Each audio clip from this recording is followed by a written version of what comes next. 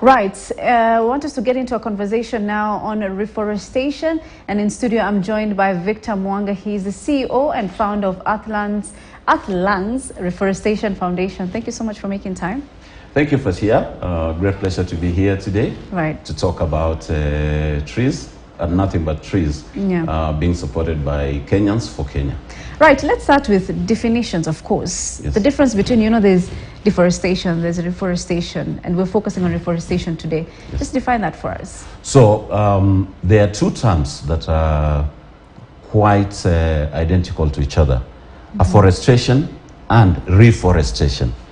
So afforestation is basically where you're going into land that is open, that has never had any trees, or the trees were destroyed many years ago, and the land changed from being a forested area to a bare area. And so you're going in to replant trees afresh. So you're doing afforestation. Say you buy a piece of land today, and you find that the owner was, say, a cash crop farmer planting maize. But then you turn that piece of land into a forest. So that is afforestation. Reforestation is an existing forest that has been degraded, and so you are introducing trees into that patch of land. And there are two things you do. Either you're doing enrichment planting, which means that there are scattered trees in there, and so you're going to enrich them to have a healthy forest ecosystem. Or it was once a forest area, trees were cut down, and now you're going in to return it back to its original state. Right. Let's talk about Kenyans for Kenya. You talked about that particular initiative, and it would link it with now reforestation for us. So basically, as an organization, Earthlands Reforestation Foundation, in our interaction with the people, fellow Kenyans, there's one thing that has come out very strongly, that every Kenyan anywhere, regardless of age, social status, and so on and so forth, if you speak to everyone, including yourself, you want to plant a tree. But look at it, you are here in the studio now, it is raining, you want to plant a tree, but your day-to-day work activities are not allowing you out to go and plant the trees. So what we are coming in is to bridge the gap and say, okay, Fatia, you want to plant trees. So how many trees do you want to plant? And you're like, okay, fine, I want to plant 50 trees. So we've come up with this campaign that is called Kafinje too, which is Kafinje is slang for sheng, 50. For 50 shillings only. Right. So for 50 shillings only, you give us, you donate to our kitty, 50 shillings. We then go and plant a tree for you, and we just don't plant that tree. We plant the tree, we grow it, we protect it, we conserve it. And how do we do that? No, and let us give credit to the Kenya Forest Service. They came up with a very ingenious way of the communities, partners, corporates plugging into the initiative. But the immediate former president, who at that point was asking for a 10% forest cover. And now our current president, His Excellency Dr. William Samoei Arap Ruto, has asked that we plant and grow 15 billion trees. So Kenya Forest Service has come up with a very enabling environment, which is called the Adopt a Forest Framework for Collaboration, which allows organizations like ours to go in and have a conversation with Kenya Forest Service, find out which areas in Kenya are degraded. And then we go in, we do what is called site profiling. We look at what acreage is available. Then we go back and say, we've identified 2,000 hectares of land within this particular area that requires reforestation and enrichment planting. So then they give us an MOU, a document that allows us to go and adopt that particular area for reforestation. Now, you can imagine this could be, say, in the Mau. So how are we going to get ourselves sitting in Nairobi in an office to plant and grow, protect and conserve trees in the Mau? So we work with community forest association and forest adjacent communities. Right. So we get the forest adjacent communities who then become staff of Atlantis. They are employed for a minimum period of 5 years. Nice. Where they now plant your 50 trees, my 50 trees, someone else 100 trees, and so on and so forth. So for these 5 years that these forest adjacent communities are planting and growing and protecting and conserving those 50 trees for you, they earn a living. They get a salary at the end of every month. A salary that now enables them to be able to take care of their families, put food on their table while they grow the trees.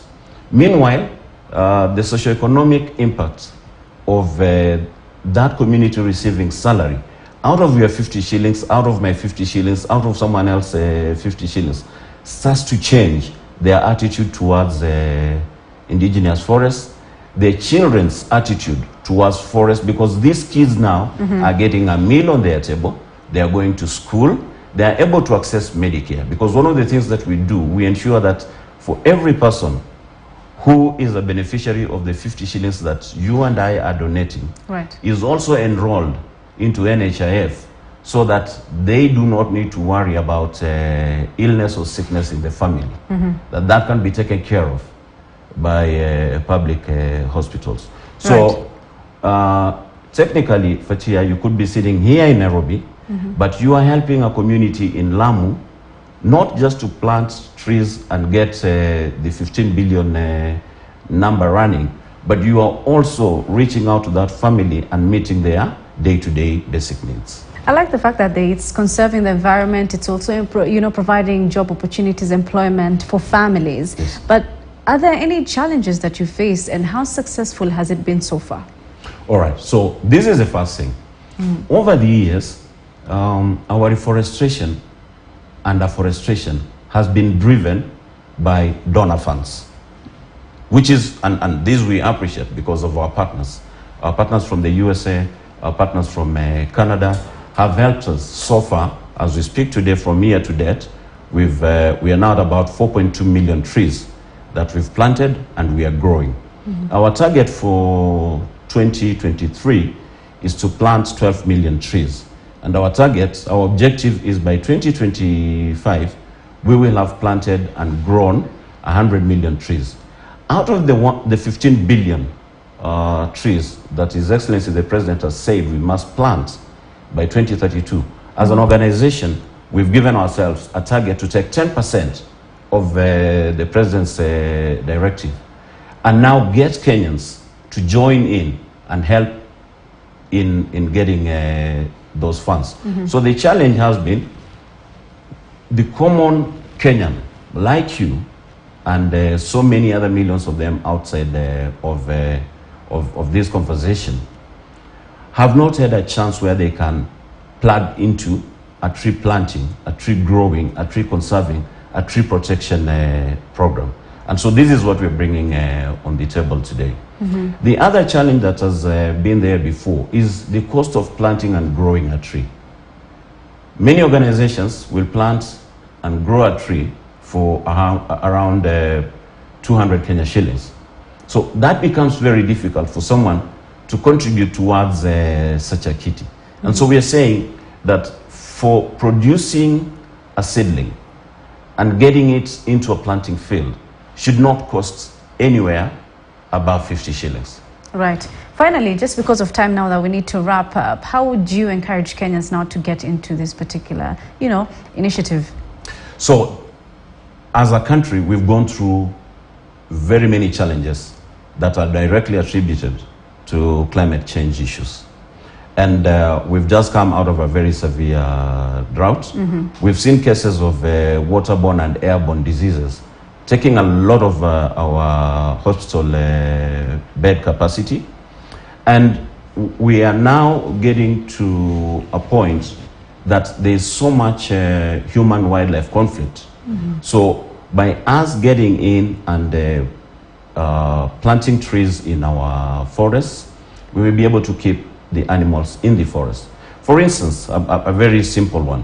We've seen a lot of monkeys and baboons coming on our highways, and you see them literally begging for food. Right. It is because the wild fruits that used to be in the forest are no longer there. So even as we do reforestation, we are bringing back those wild fruits so that the monkeys and the baboons and so on can stay in the forest. They don't have any business coming to the highways. They are not traffic policemen, so let them sit where they're supposed to sit. But the most important thing that we're encouraging here is that every single Kenyan, anywhere you go, would like to plant a tree. But then all of us are on our 8 to 5 p.m. jobs. Some of us stay, if you're staying in an apartment in Kilelesho, right, or you're staying in a flat in Maradaima, where do you plant and grow that tree? Yet, the Kenya Forest Service has a lot of space out there that we can plant trees. And so what we are saying is now, like our current Kenyans for Kenyans Kafinje 2 planting site, is right here in Kijabe, at Old Kijabe Railway Station. So we would also like, when you have time over the weekend, come with us, let us go to the site, do a bit of potting, do a bit of planting trees, get to know the challenges that are there, and find out that lady in the village that your funds are getting in to help us support her family, that are going in to help her take kids to school, access Medicare, and just live a decent life. Because all we are saying is our model is decent wages for decent lives for decent indigenous forests. Wow, so that is it. Yeah, that's a very, very good place to end that conversation. Very interesting, of course.